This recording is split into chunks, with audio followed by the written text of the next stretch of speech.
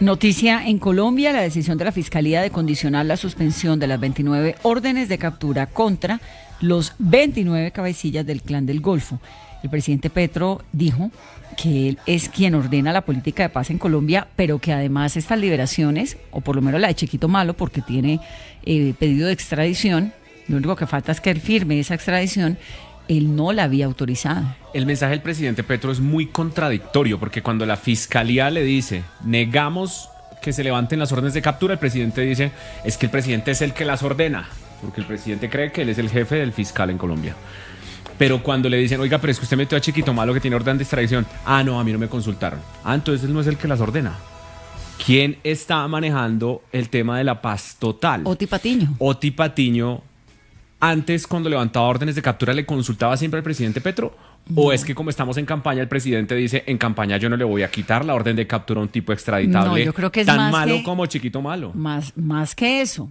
Levantar una orden de captura a un señor que tiene pedido de extradición de Estados Unidos, imagínese, con un presidente que está en la lista de la OFAC, pues le puede traer algún tipo de consecuencia al mismo presidente. Porque además está trabajando en eso, sus abogados están tratando de que lo saquen de ahí, están tratando de mostrar un gobierno que lucha contra el narcotráfico, pero ese mensaje a la Casa Blanca no le iba a parecer pues del todo, sí. Entonces no sabemos, o son las elecciones o es el presidente Petro con su interés personal de que lo saquen de la lista OFAC. Lo cierto es que ha dicho, yo he dicho que a Chiquito Malo no debe estar ni siquiera en la negociación. Explica el presidente que lo que le ha pedido al Alto Comisionado para la Paz es que solamente cuando el proceso haya avanzado lo suficiente podrían estar en esas negociaciones jefes o posibles extraditables. Ahora, todo esto, Vanessa, es una pérdida de tiempo absurda. En Colombia no hay ley de sometimiento. El gobierno no puede negociar con esas bandas criminales como el Clan del Golfo o el Ejército Gaitanista.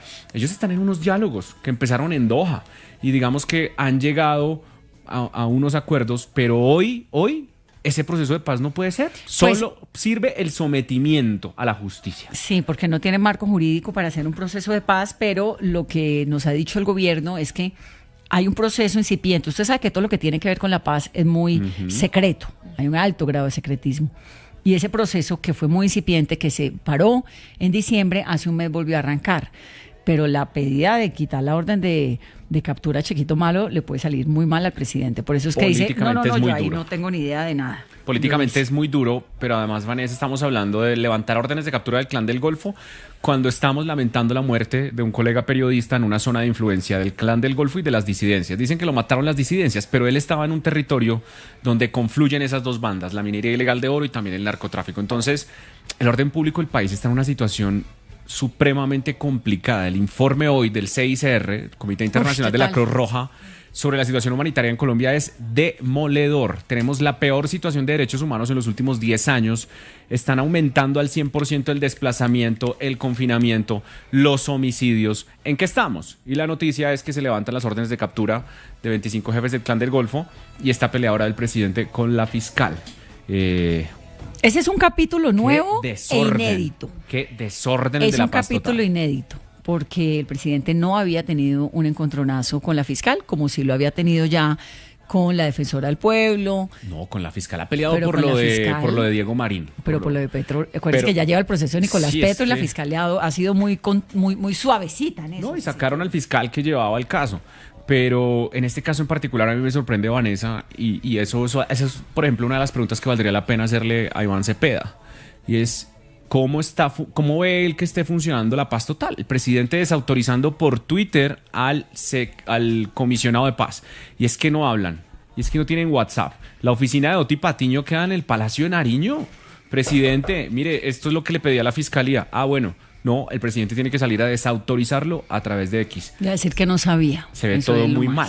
Claro, por eso le digo, tiene tufillo a tema electoral. Yo no autoricé que levantaran la orden de captura extraditable a 19 días de las elecciones. Bueno, y a 19 días de las elecciones, debo decirle que Caracol Radio conoció que el comité de la Asamblea Nacional Constituyente ha logrado recolectar cerca de 900.000 firmas y en la cuenta de ahorro ya tienen 35 millones de pesos. La Corte Suprema revivió la condena de 40 años de prisión contra el ex gobernador de La Guajira, Kiko Gómez. A través de un comunicado, el Comando Central del ELN le propuso al gobierno que llegue el próximo 7 de agosto para construir un acuerdo nacional. El gobernador del estado de Táchira, en Venezuela, Freddy Bernal, acompañado de distintos sectores de la entidad, informó que presentó en la Asamblea Nacional la propuesta de una zona económica binacional de frontera entre Colombia y Venezuela. Y lo que nos estaba contando Michelle hace un momento, Donald Trump está rumbo a Estados Unidos. A China. A China, perdón, el presidente de Estados Unidos rumbo a China. Epstein, ¿cómo así, Michelle, que Migración Colombia va a tener que entregarle a quién el número, la fecha, los datos de todas las entradas de Jeffrey Epstein a Colombia? Así es, Vanessa, tras varias revelaciones que ha hecho el periodista Juan Pablo Barrientos, quien ha estado durante varios meses haciendo esta solicitud, pues el Tribunal Administrativo de Cundinamarca ordenó ya a Migración Colombia entregar esta información relacionada con todos los movimientos migratorios en el país del fallecido pedófilo Jeffrey Epstein, como usted menciona, y no solo de él, sino de su novia Ghislaine Maxwell, que también pues tenemos registro que obviamente estuvo en Colombia. En Cartagena. En Cartagena. En Bogotá. Sí. Pero un momento. Todas las veces que ha venido, que vino pues porque ya se murió. Sí. ¿En dónde estuvo? ¿Con quién se reunió? No, porque eso no lo tiene por qué saber. Pero No. son las entradas a Colombia y por los puertos de entrada y salida. ¿Cuántos días estuvo? Exacto. Toda la información detallada de las fechas de ingreso, fechas de salida, los días que estuvo, o si fueron, cuántas visitas se hicieron exactamente. Y pues digamos que Migración Colombia no acostumbra a dar ese tipo de información, Vanessa, pero también ha salido a dar públicamente un comunicado en el que dice que esto es un caso excepcional, que Migración Colombia pues va a colaborar porque sabe que esto es un caso de interés mundial y que obviamente las visitas que tuvo a Colombia pues el fallecido Jeffrey Epstein y su novia son importantes para la investigación que se está adelantando. Y al gobierno le conviene revelar ese dato, pues En sabe este que él momento. tiene una pelea casada con el expresidente Pastrana también, por el Sí. mismo tema. Entonces va a mirar a ver La si información coincidía es- con la misma Claro, época el gobierno de la Pastrana. presidencia. el Todos mismo sabemos que estuvo gobierno. acá. Sí, Ghislaine hay Maxwell estaba fotos, acá, tiene sí. las fotos con el presidente Pastrana, contó lo que contó, que estuvo en un avión, en un helicóptero, etcétera. Y Casa hay de huéspedes víctimas de Cartagena. colombianas dentro de las víctimas de Jeffrey Epstein. Víctimas que fueron sacadas de Colombia y que fueron llevadas a los Estados Unidos. Eso está documentado, se ha revelado también en 6AMW, incluso en uno de los documentos del Departamento de Estado, Vanessa, no cuidaron la identidad de la persona. Sí. Y resulta que ese nombre que se les olvidó tapar era el de la víctima colombiana. Estaban todos sus datos. Entonces, pues, es información que sí es importante, termina siendo relevante. Vamos a ver.